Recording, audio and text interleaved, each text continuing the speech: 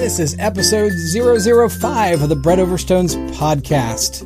5 investments that you can make in your family starting today. Part 5 of 5, Your Values.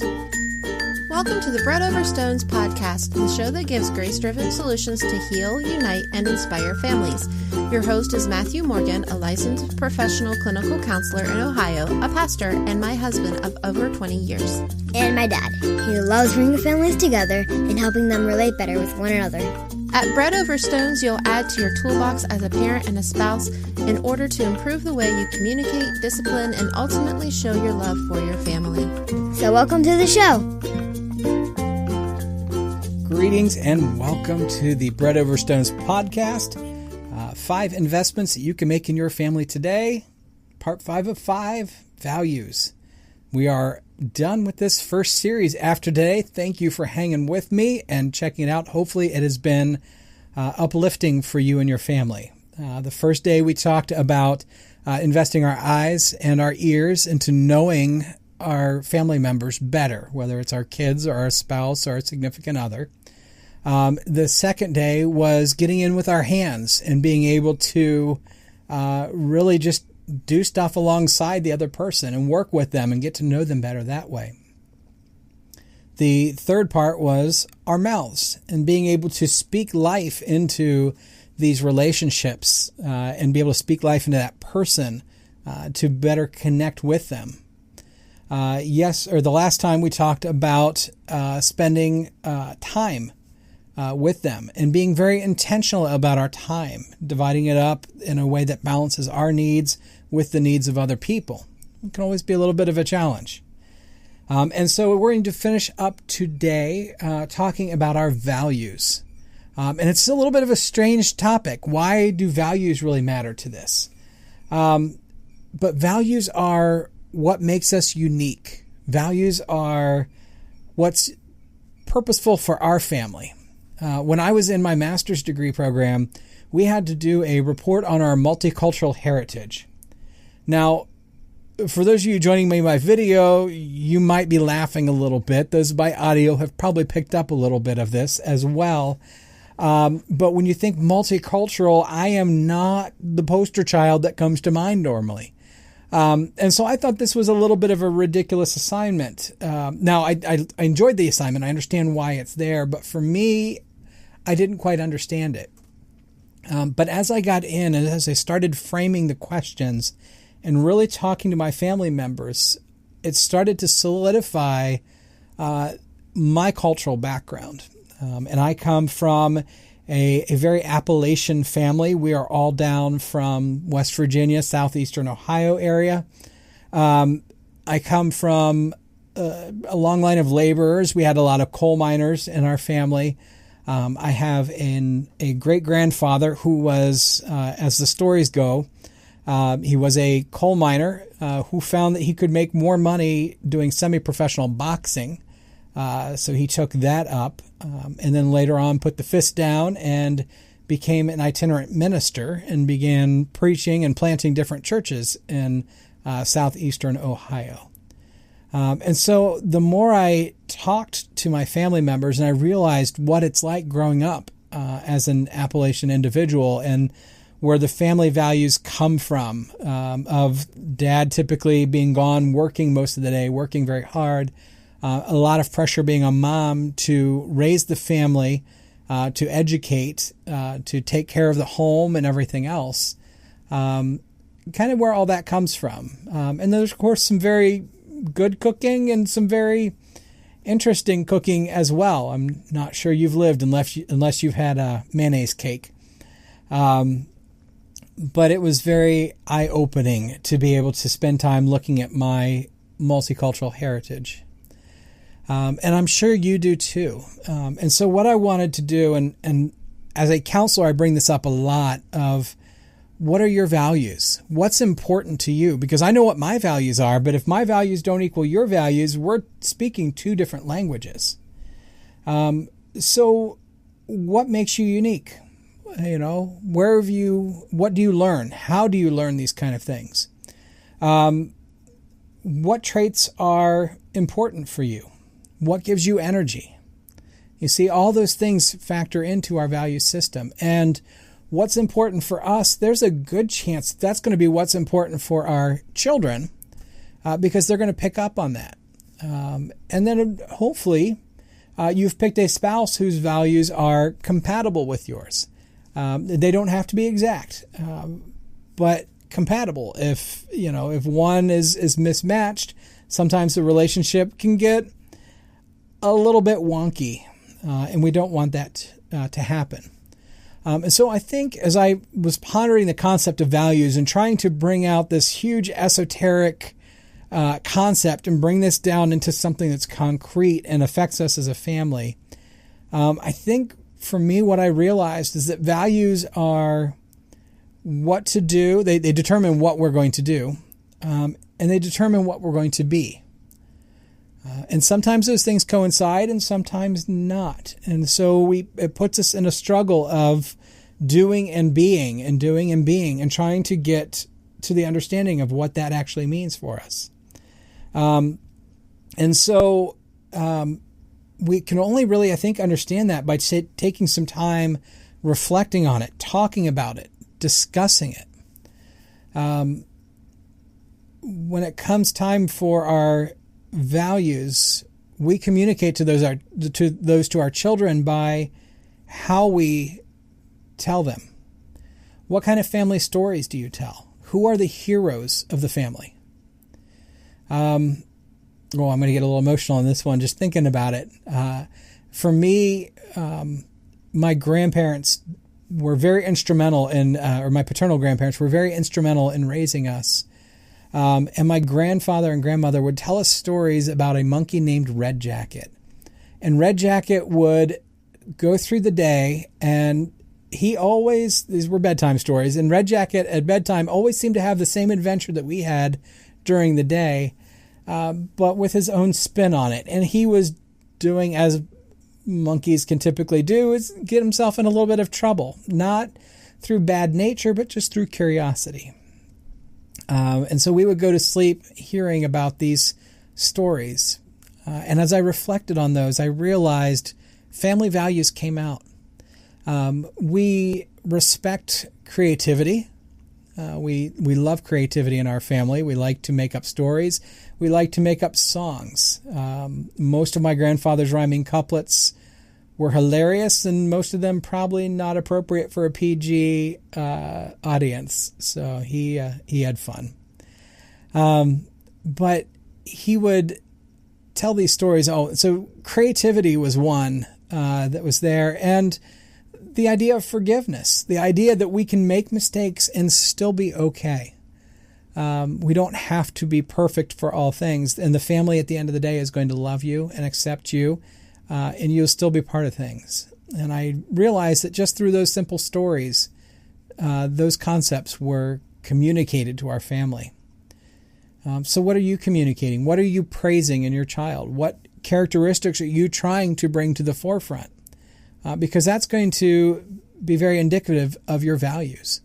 Are you trying to keep them in school because education is important? That's a value. Is creativity valued? Is self-reliance valued? Are you telling them to do things themselves without asking for help? There's balances on this. So as we talk about values, really the first thing is kind of understand your own. Make sure you know where you're coming from with all of these.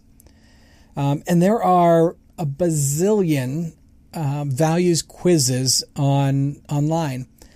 So you can definitely look those up. Look up a values clarification quiz or a values assessment test. And there are plenty out there. And they will really, they're good. They're very instrumental in kind of, okay, what is actually important for me? But even before you do that, I want you to take a moment, and I'll do an infographic for these as well. I like my infographics. But to understand your values, I want you to take a moment as you're driving or running along at the gym or sitting at home. Don't close your eyes, especially if you're driving. That's bad. But think about a meaningful moment. Think about when you think back to your childhood, possibly, or recent times, what is meaningful? What stands out? What was the moment that you felt like you really accomplished something? What happened? What had gone on? What value did that moment have for you? You see, that's one of the first tests right there, is it becomes part of your core personality. What stands out in mind? And conversely, once you have that in mind, what was a moment where you felt the most angry or frustrated or upset? What was going on then? And usually in those times, I would tell you to ask yourself what values were not being met at that time. For me, one of the moments I've talked about this, my parents' divorce. Why? Why did that affect me so much? Well, my value was that family sticks together. And family means that commitment. I was the one who, if we had pets, I would always take care of them because that was family. So when you think about those moments of high frustration or high anger, usually it's going to be very indicative of your values. Think back, for those of you who have had time to have past employment. What jobs gave you energy? What jobs did you step back and you say, man, that was fun? Not easy all the time, but fun. What did you enjoy? And what took away energy? What about a certain job did you not like? Was it because you weren't being validated? Was it because somebody wasn't speaking into your life? There was a study a while back that said that people don't usually leave companies; they leave managers. And I believe that relates back to our values. Are we being valued for our contribution? So thinking about a meaningful moment, an angry, frustrated moment, your past employment. Also, and I don't mean this to be triggering because I have a friend who this happened to, so I always try to be careful. But if your house caught on fire, what would you grab first? What 3 objects would you get? Now, not family members. We're going to assume family members get out because we're not trading family members for stuff at any point. That's not good. But what would you grab? Is it the cat? Would you grab the cat first? Well, there's a value right there. Many people say they would grab their family albums, photo albums. You see, once upon a time, we used to print out our pictures in these little books. And it feels so old sometimes, back before we had Facebook digital backup of our lives. But what would you grab? Would you grab that album? And why? What does it represent for you?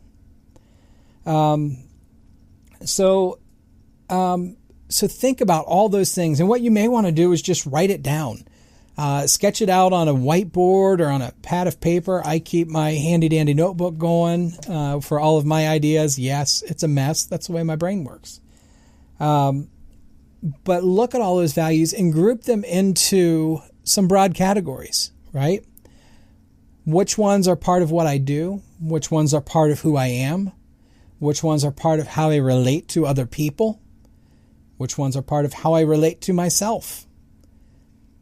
You see, all those values play in there. Which one of those, now look at that list that you've grouped and ask yourself, which one of these are essential for future fulfillment? Which one of these that if I looked at that and said, man, I need this in my life. I need to be this creative person in my life, or I'm going to feel unappreciated and stagnant, or I need support from family members. Whatever it is, those are some of the values that you're going to bring. And the last step that I'm going to put in there is to test and repeat. There's a lot of back and forth research on things, whether our values change or whether they stay the same. And I believe my answer is yes. They do both. I think generally they stay the same, but during catastrophic moments or strong moments, they're going to change. When I started Bible college, I literally had all 4 years planned out on paper. I knew what class I was going to take when. I had this all planned out in my life. And it was about halfway through my senior year that I ended up with a mysterious illness. And they didn't know what it was, so they did what all good doctors do, and they throw the cancer label on it. And they were not correct, by the way. But for the longest time, that's what I thought. And it was probably a good solid month of trying to figure out what was going on with me. Why was I so sick? And it ended up being a weird fungal infection that us Ohioans get. Yay. Which, by the way, turns out to also be deadly, but not for me. I'm okay. But that was a real moment. And the day that the doctor told me I had cancer, my wife and I, that I had cancer, we went home and just bawled. We cried. We held on to each other. And really had to have that thought of, how are we going to go on? Do I want treatments? What do I want my wife to do if I pass away? What does she want to do after I pass away? Conversations that I never expected to have at 25 years old. But we had to have those moments. And there were some very poignant moments right there. Now, I say that because my type A personality changed very drastically that year. Because I realized that I can't always plan things out perfectly. Because we don't know. I don't know what's going to happen. And so I became much more of a B personality. A little bit frustrating for my wife at times because she's trying to rush around and plan things and I'm just Hakuna Matating the whole thing. Just, hey, no worries. We're okay. So values do change a little bit. But in general, they're going to stay the same. But you want to stay in touch with them. Okay, test them, repeat it. See, is this really what I want? And maybe sometimes when those values are fulfilled, we realize maybe that's not what I actually liked. So it's okay to be fluid and go back and change it. So I will drop these all in the show notes, and it will give you a chance to clarify your own values. So the challenge would be, number one, to clarify your values, and number two, how are you communicating those to people around you? Try to do that this week. Talk to them about what's important to you. And then conversely, let them talk about what's important to them. It's important if it's important to them, it should be important to us. So thank you very much for letting me into your lives today. I hope that you receive the bread of God's grace and that you are going to pass that on to others today. We will see you next episode. Look forward to talking to you then. Thank you very much. Make it a great day.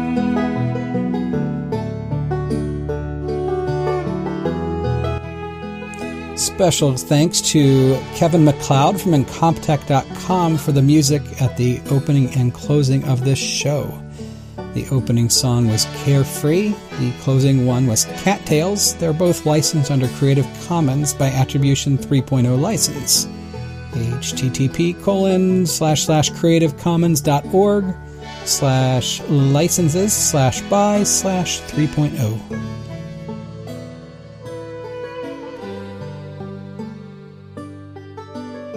This show, its host, and its guests are here to provide accurate and helpful educational information.